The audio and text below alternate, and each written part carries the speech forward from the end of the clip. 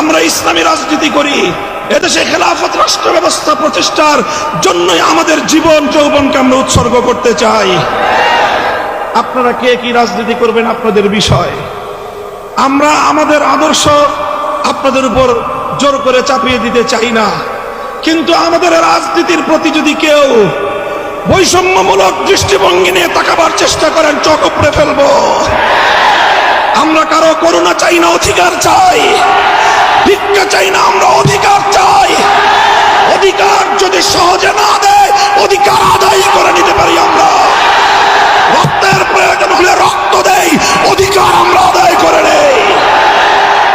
আমাদের এই কথাগুলো, আমাদের অবস্থান এবং আমাদের এই বাংলাদেশের গণমানুষের সঙ্গে আমাদের রিলেশনটাকে নতুন করে পড়ে নেবেন। যদি কেউ যদি আমাদের ব্যাপারে অন্য কোনো ভাবনা ভাবতে চান,